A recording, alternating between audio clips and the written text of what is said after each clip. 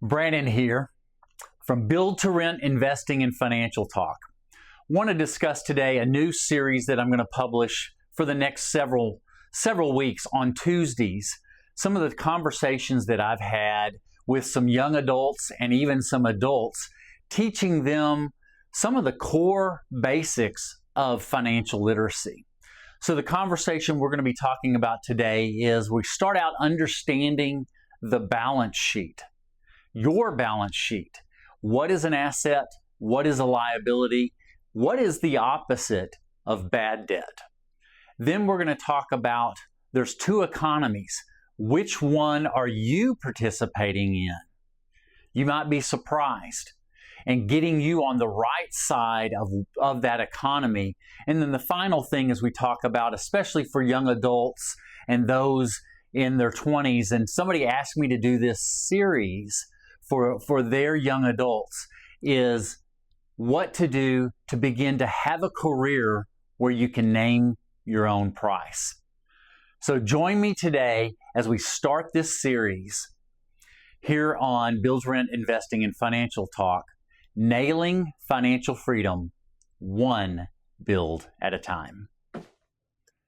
Okay, let's get started. So one of the questions that I'm starting to ask now with seniors, especially seniors in high school that I just recently spoke to, is a question that was brought to me by somebody else. How many of your parents are still currently working? And I ask these to high school seniors, and really every single one raises their hand. But what I'm trying to teach them in this financial literacy class, and this is over a 5-day period, and I'm going to create a video for each day that I teach this so that you can have this and maybe share it with your family. And I would say many of the adults that were listening to this conversation that I had said they wished other adults would hear this, that they were learning a lot also. So I was trying to share with them that how would you like to be in your 30s and be financially independent? And that over this series, I'm going to teach them a lot about money management and where to put their money so that they could reach financial freedom in 10 years or less. So that's some of the discussions we had. So the very first thing I wanted to share is getting them to understand asset versus a liability. And where I began to understand this was an early book that I read in my 20s, Rich Dad, Poor Dad, and understanding the difference, because it was a big aha moment when Robert Kiyosaki began teaching this, that what is the difference between an asset and a liability. So I would start out in asking them, what is an asset? And getting them to describe the different assets. And many times it would come up that yes, your house is an asset. And then I would begin to ask questions. Does your house put money in your pocket? Does it make money for you, or does it cost you money? And so we would go through that process. And of course they would say, well, if you have a loan, it's costing you money. I said, okay, what if you do not have a loan on it? Does it still cost you money? And the answer is yes. You still have utilities, you have maintenance, property taxes, insurance, and unfortunately with us over time, all of it goes up, and there's always a cost. No matter if you own it with no debt, it still costs you money. So we're talking through that and getting them to understand that an asset is really something that puts money in your pocket, and a liability is something that takes money away from you. And starting from there, and then we discussed loans. And so hold on just a second, my mouth is getting dry.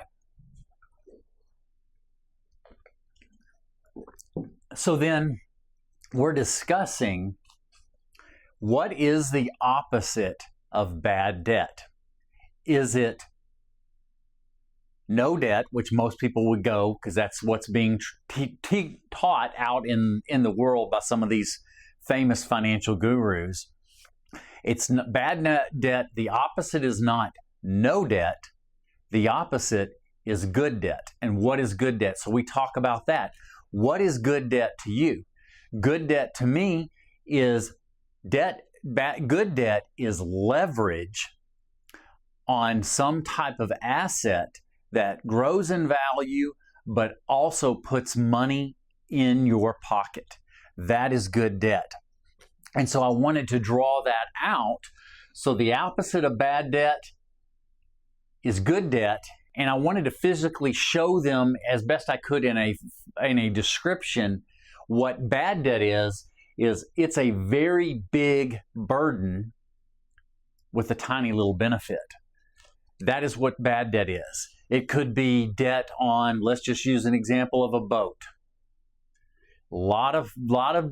It's fun, but it always costs you money.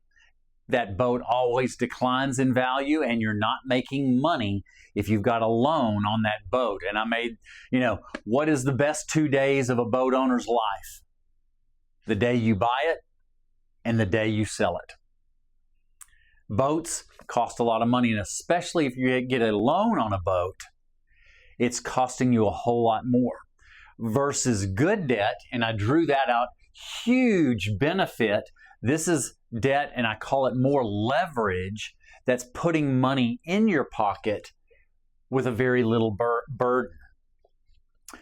Good debt or leverage is debt that others pay for on your behalf. And all of us here in the real estate world, it's debt that your renter is paying, and you're making money multiple ways, and it's putting money in your pocket.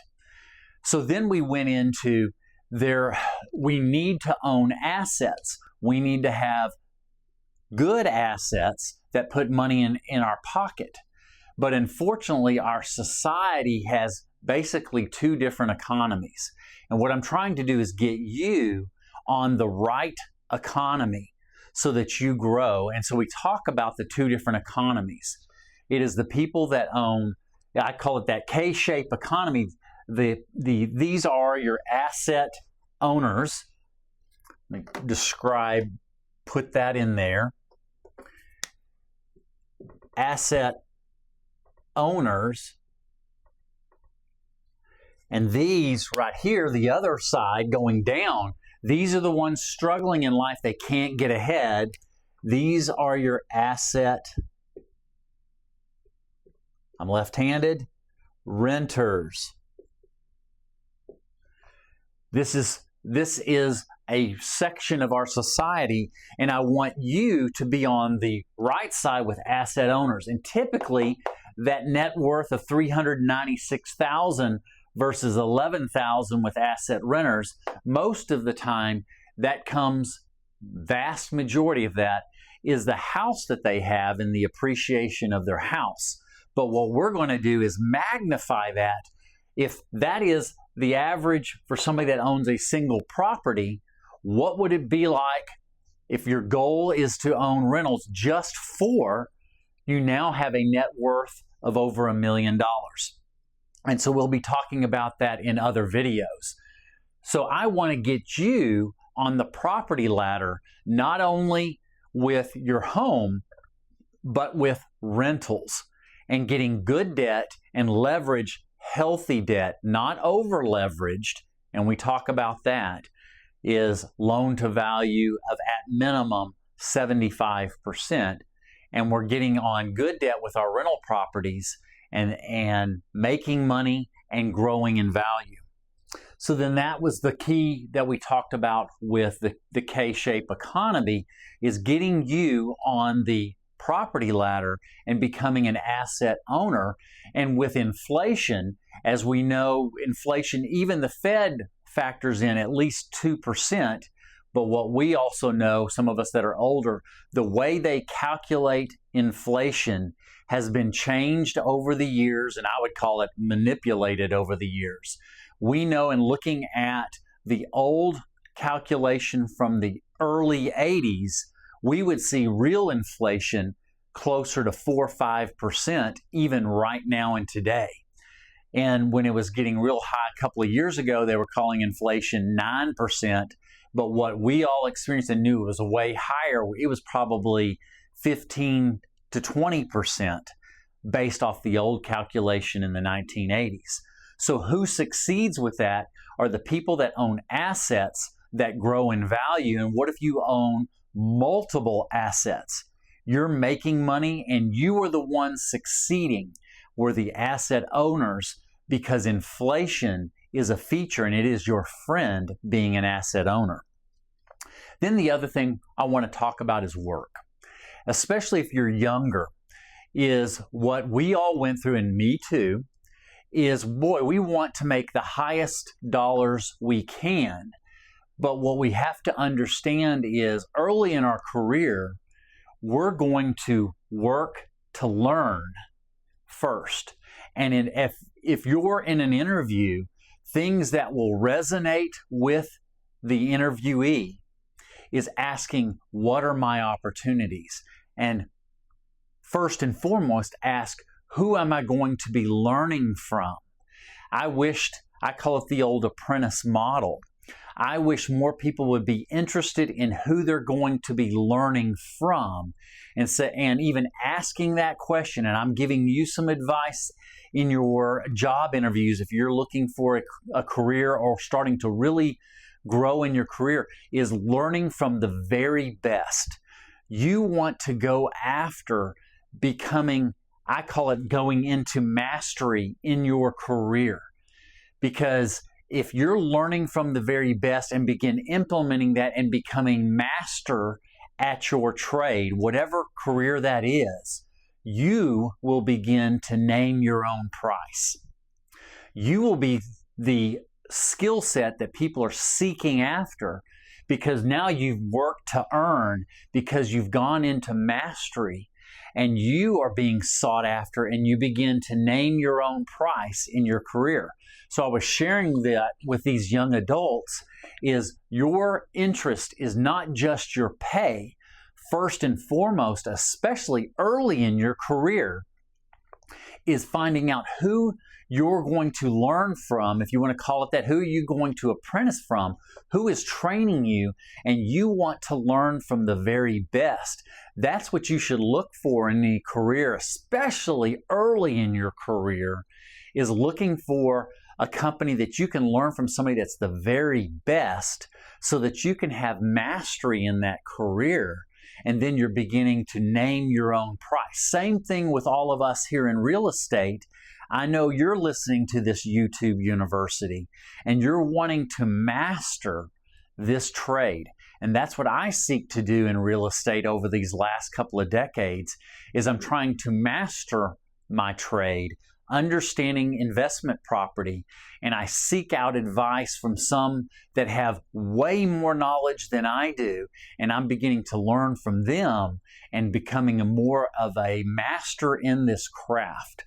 So that was the key things we discussed, is those principles, getting them to understand first and foremost basic financials of what is good debt, what is bad debt, what is an asset, and what is a liability. A liability takes money from you, an asset puts money in your pocket.